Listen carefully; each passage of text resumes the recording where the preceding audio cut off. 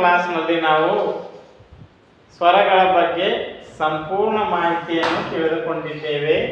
ಆದರೆ ಇಂದಿನ ಕ್ಲಾಸ್ನಲ್ಲಿ ನಾವು ವ್ಯಂಜನಾಕ್ಷರಗಳ ಬಗ್ಗೆ ಸಂಪೂರ್ಣವಾದ ಮಾಹಿತಿಯನ್ನು ತಿಳಿದುಕೊಳ್ಳೋಣ. ಹಾಗಾದರೆ ವ್ಯಂಜನಾಕ್ಷರಗಳು ಸ್ವರಗಳ ಸಹಾಯದಿಂದ ಉಚ್ಚರಿಸಲ್ಪಡುವ ಅಕ್ಷರಗಳಿಗೆ ನಾವು ವ್ಯಂಜನಾಕ್ಷರಗಳು ಎಂದು ಕರೆಯುತ್ತೇವೆ. ವ್ಯಂಜನಾಕ್ಷರಗಳ ಸಂಖ್ಯೆ ಎಷ್ಟು ಎಂದರೆ ವ್ಯಂಜನಾಕ್ಷರಗಳ ಸಂಖ್ಯೆ 34. ಹೌದಾ? ವ್ಯಂಜನಾಕ್ಷರಗಳಲ್ಲಿ ಎಷ್ಟು ಪ್ರಕಾರಗಳು ಎಂದರೆ ವ್ಯಂಜನಾಕ್ಷರಗಳಲ್ಲಿ 2 ಪ್ರಕಾರಗಳು.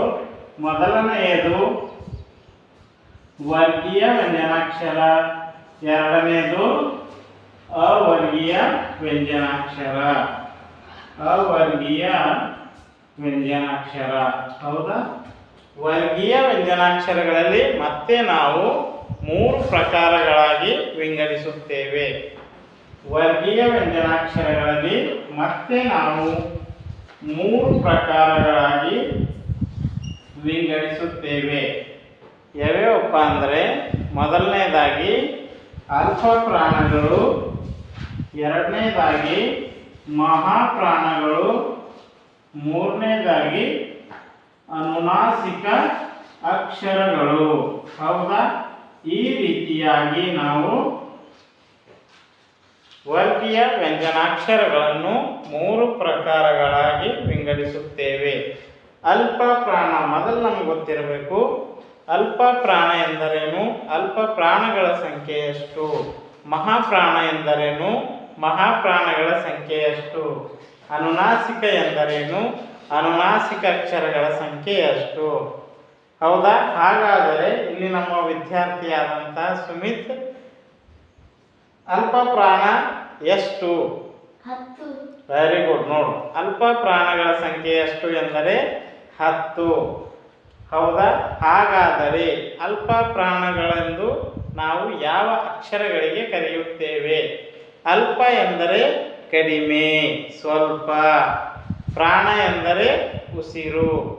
ಕಡಿಮೆ ಉಸಿರಿನಿಂದ ಉಚ್ಚರಿಸಲ್ಪಡುವ ಅಕ್ಷರಗಳ ಗುಂಪಿಗೆ ನಾವೇನೆಂದು ಕರೆಯುತ್ತೇವೆ? ಅಲ್ಪ ಪ್ರಾಣಗಳು ಎಂದು ಕರೆಯುತ್ತೇವೆ.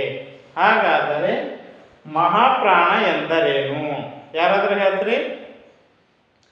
ಮಹಾಪ್ರಾಣ ಎಂದರೆ ಮಹಾ ಎಂದರೆ ಹೆಚ್ಚು, ಪ್ರಾಣ ಎಂದರೆ ಉಸಿರು. ಹೆಚ್ಚು ಉಸಿರಿನಿಂದ ಉಚ್ಚರಿಸಲ್ಪಡುವ ಅಕ್ಷರಗಳ ಗುಂಪಿಗೆ ನಾವೇನೆಂದು ಕರೆಯುತ್ತೇವೆ? ಮಹಾ ಪ್ರಾಣಗಳು ಎಂದು ಕರೆಯುತ್ತೇವೆ. ಇಂತಹ ಮಹಾಪ್ರಾಣಗಳ ಸಂಖ್ಯೆ 10. ಹಾಗಾದರೆ ಅನುನಾಸಿಕ ಅಕ್ಷರಗಳು ಎಂದರೇನು? ಹೌದಾ?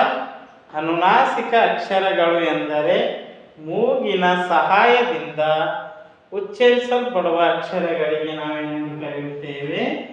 ಅನುನಾಸಿಕ ಅಕ್ಷರಗಳು. ಒಟ್ಟಾರೆಯಾಗಿ ವರ್ಗೀಯ ವ್ಯಂಜನಾಕ್ಷರಗಳ ಸಂಖ್ಯೆ ಎಷ್ಟು ಎಂದರೆ 25.